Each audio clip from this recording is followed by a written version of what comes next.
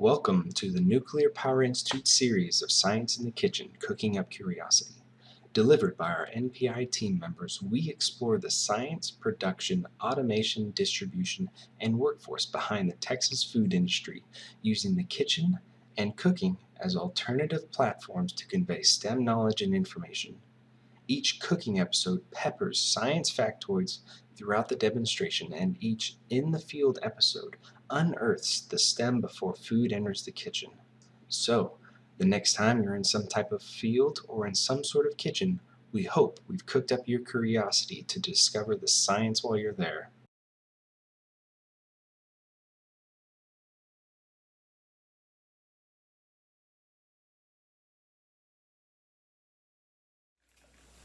Hello everyone. Today we're going to make paella, seafood paella. Now, paella comes in with different types of meats in it. You can have it with pork, you can have it with beef, you can have it with chicken, you can have a combination. But my favorite, and the one that we're going to make today, is seafood paella, because I enjoy seafood. And as a little girl in Puerto Rico, we used to eat that. We used to eat the paella in the Dominican Republic and Puerto Rico and Cuba and on the East Coast. Here in Texas, it's not as well known of a dish, but as people get to eat it and all that, they really like it. And paella is a one dish meal. Everything is into one dish. You don't have to have other things with the paella. So what I want to start with is you need to have your recipe, and you need to go over the recipe a couple times so that you understand the procedure and how things are done, and also, of course, for you to know exactly what you need. Now, what I always do, because I've had experience where I've been making something and then all of a sudden I have forgotten something and I have to run in the middle to the grocery store. I have to send my husband or somebody to the grocery store. So I make sure that I have all my ingredients. So here we're going to have some chicken broth. We're going to have sazon, goya, salt. We're going to have olive oil, the onion, garlic, the short rice, the fried roasted tomatoes, the peas, and the seafood. And so here I have the seafood out.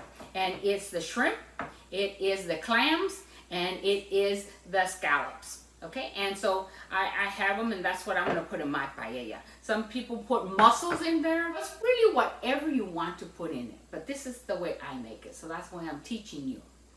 And then the next thing is you got to prepare. Did you know that the heart of a shrimp is located in its head? Or that some shrimp can camouflage themselves to hide from predators? Did you know that clams do not have a brain, but they have a foot?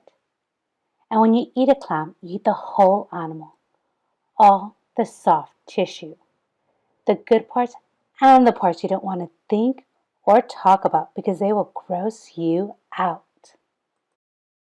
Did you know that scallops have a row of about 50 bright blue eyes located along the edge of its shell to detect movement and light? Or that many scallops are hermaphrodites, meaning they have both male and female reproductive organs, and that the only safe part of the scallop to eat is the abductor muscle. Okay, this is the second phase of it. And in the second phase, I've already prepared, so I've measured already the rice. I've measured all the ingredients because it's easier if you have it already pre-measured versus measuring as you go along. Because if you stop for something, you might think, oh, I put in 4.5 cups of broth, but really you only put 3.5. So it just makes it easier. And cooking is a science. People don't realize that, but it's a science. You need to know how to measure. You need to know how to put the ingredients together. You need to know the process. You need to know how things react with each other. So it's a science. So what I did already was I put my broth, I put the sassafras, I put in the salt into this pot. And it says to boil it. When it comes to a boil, it says leave it there for 15 minutes. So I started the timer already, and I'll know more or less when 15 minutes are. Now this is my skillet, and this is a skillet where I am going to make the paella. So you put on your stove, and I usually use medium heat. Now sometimes you think, well, you want it on high because it cooks faster. It doesn't cook faster. You need to let food get absorbed with the odors, and you need to let it have time for it to get softer and not be hard, even though you finish in 5 minutes instead of 15 minutes, but the rice is still not cooked. So what I'm going to do here is I'm going to get the onions. Here are the onions. I've already measured them, so I have them ready, and I've already cut them up, diced them. And here is the garlic. And I'm going to put it together, and I'm going to do what's called saute. Saute means you put it together, and you cook it, and you move it around. I already put in my olive oil in there. And so what you want to do is you want to cook the onions ahead of time before you put in the rice and everything. So you want to cook them, you want to stir them around for a little while, and because you don't want it to burn, so you need to really be on top of it. And you can't go watch TV and come back, and let it cook. You just can't do that. So then I'm sauteing my onions, my garlic, and the recipe calls for pepper, green pepper or red pepper. I don't like pepper, so I just eliminate it from the recipe because that's not something I like. But if you do, add it. I would suggest that when you're making a recipe, you follow the recipe to the T the first time around, maybe even the second time around. Then after that, change it because you've tasted it. You say, okay, I think it needs a little more salt, or I like a little more garlic, or whatever. But do it the first time the way the recipe says, because you'd be surprised how you don't do it like the recipe says and it doesn't turn out well, and you're trying to figure out what happened, and it's that you didn't follow the recipe. Then after that, you can change it to suit your needs and what you want. So that's what I'm doing, and it takes maybe 5 minutes or so to saute the onions, and you'll hear them. Can't you hear them right now? You can hear that they're sauteing, okay? So I'm moving them around so they'll be evenly cooked. And the color, because part of cooking is, of course, the taste, but the presentation, and you don't want burnt onions in your paella. You want it to look pretty, and you want it to taste nice. So you have to be careful with all the process as you go from step to step, and make sure that you're following the recipe. Okay? And sometimes, if the recipe calls for 5 minutes, but your stove's maybe a little hotter, or you have it a little higher, or whatever, you can tell once it gets to be nice golden brown, your onions, then it's ready. So even though it may be 6 minutes or 7 minutes instead of 5 minutes, it's okay. That's okay, because you're getting it to the consistency that you want it to be. Okay? So here's my onions, and they're starting to look good. They're starting to be brown. And onions tend to be white, or if you get yellow onions, they might be yellow. But when you saute them, they get to the point where they're transparent almost. And when they're transparent, you know that it has worked. Your sauteing has worked, and that it looks good. And see, they're not quite transparent yet. So I know I need to put it in for a little longer. And I get garlic. It comes in a little jar, okay? And I like that garlic versus having to get the raw garlic, peel it, and then chop it all up. This comes real nice and chopped, and so I like it and I use it. But other people say, oh no, you need to do it the original way, which is with the garlic being natural, and you peel it and all that. But hey, we all have to have a little shortcut, because we don't want to be in the kitchen all day long. Okay, I think it looks to me like they are ready, okay? And how you can do it too is if you, with the end of your spoon, you touch it and it's soft, then you know it's ready. If it's still hard, then you know you need a few more minutes to for it to saute. Okay? So it's sauteed. I think it's almost ready. Maybe another 30 seconds or so. And I'm using a cast iron skillet. In paella, they have this big old skillet, but you don't have to have that skillet. You can just use it on stovetop and do it this way. And if you want to do in big quantities, then you probably would need to get that pan for it to work out. Okay, so we have this ready, right? So what do we do next? The recipe says put in your rice. You're gonna do, and this is I think 3.5 cups of rice. So what you need to do is you put it in, and then again, you're also sauteing your rice, you know? Mexican rice or Hispanic rice is usually sauteed, okay? And you saute. It's not like the Oriental rice is a white rice, and they boil it more than us. We fry it. So here, I'm putting it around, I'm stirring it, I'm making sure everything's fine, that it gets to be a golden brown. Golden brown in this recipe is the color. So, you know, you have the golden brown. And so I'm letting the rice cook. And remember, this is short grain rice. So that's what I'm doing. And I'm going to let it saute. And again, it's still on medium heat that I have it on. And it's looking good. It's looking good. So, and you can tell because it changes colors from the color of the rice to a golden brown, beige. So then once I have this ready, and I have my rice ready, and my rice will take again another little bit of time. And so what we're doing is the rice is here, it has the garlic, it has the onions, it has the olive oil. So all that is taken care of, and now what you're trying to do is make sure that the rice, again, also sauteed. And so then the rice takes longer than any of them. It takes a while to cook. And I like stirring. I don't mind to stir, you know.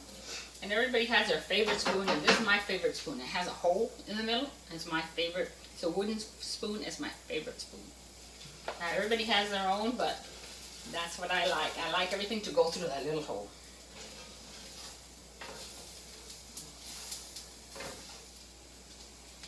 So my rice is already sauteed. So then you add the tomatoes. You hear the sizzling? You add the peas. And so you make sure that your hands are washed before you start to cook. All right?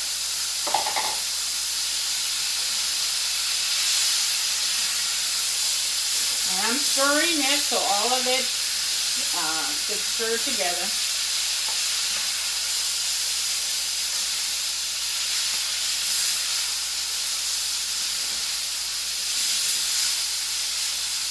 And then I add the broth that has the sofrito, that has, oops, see, that's why it's good to have a, I'll put it on low, to have an apron. Perfect reason why you would want to have an apron. But I want it to look good for you guys, so I didn't put any apron on. And you always want to have a little rag handy, so when things like this happen. The sofrito, or the sassafras, where is it? Here. This makes your rice taste better because there's spices in there, but also to turn yellow. So your rice is yellow. And so all that is what you need here. Now, at this point, after you finish cleaning the stove because you got it all over, then now I'm stirring it, okay? I'm stirring it to make sure that everything blends in well. Okay? Everything blends in well. So that's what I'm doing. Now, once it blends in well, then you have to do the hardest thing. You gotta taste it. So I'm getting a spoon and I'm going to taste it.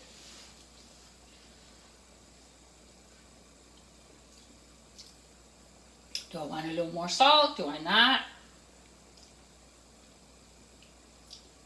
It tastes good to me. So I'm not going to add anything to it. And the good thing about salt is you can always add some more afterwards. But if you put too much salt, then, oh my goodness, that's difficult. So once you do that, you let it cook for 15 minutes.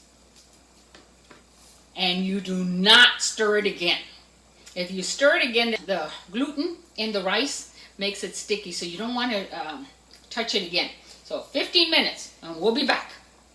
All right, the rice has cooked for 15 minutes, and I put a lid on it so it could keep the moisture inside. Now I'm going to take the lid off. Got to be careful, that lid is hot. And I am going to put the seafood on top.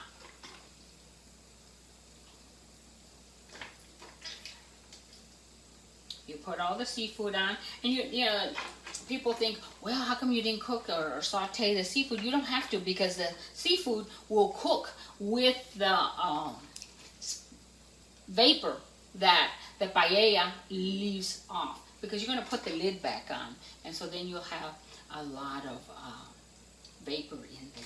And the seafood will give off some juice of its own. So I'm putting that there. Now see, I love scallops, okay? So I put a lot of scallops, okay? Now, the clams, you want to make sure that you put the seam where they open up, you want that up. So I'm going to put the seam up. And you want to put the seam up because you want to make sure that with the steam, it will open. If it doesn't open, do not eat it because it may be raw, and you do not want to eat raw fish. Okay, so I'm putting my clams there. Now, I love shrimp, so I'm going to put my little shrimp in the middle for you to see. And probably a little less clams and a little more shrimp. And so whatever you like, you just put it in there, you know. It's very forgiving. So you'll put your little clams. But like I told you, make sure your clams open up. In fact, you don't have to have them all in one spot. You can put them all over. Okay? And this is a lot of food. Let me tell you, a lot of food. Paella is never made in small quantities. Always big quantities until you're stuffed. Because really, it's your main dish. You don't add bread. You don't add other vegetables. It's your main dish. So that's how come it's always made. So see, it's done. Now I'm going to put the lid back on, because with the lid, it will keep the vapor inside. And the vapor is what will cook all your seafood. And really, we just now have to wait. It says from 6 to 10 minutes. I'll go 8 minutes. If I think it needs a little more, then I'll give it a little more time. So we'll wait now for the paella to cook. All right, now for the best part. We get to eat. It's already cooked. It's already ready. Every single clam has opened up. If it doesn't open up, you may have one or so. With a knife, you can sort of pry it open and put it back in there for it to cook a little more. But that's it. And with any meal that you make, a lot has to do with the presentation. So get out your pretty china or your pretty glasses and plates, and put the paella. If you want it straight from the stove, you need to put something underneath so your table doesn't get messed up. And then have everybody serve themselves of how much they want. Some people like a little more clams, and some people like a little more shrimp. Whatever it is, it's ready. And isn't it beautiful? Oh, paella is such a beautiful dish. I hope you enjoyed it. And I hope when you try paella at a restaurant, you say, you know what? I need to make some. And I have the recipe. And Mrs. Lopez made some. And it looked real good. So enjoy.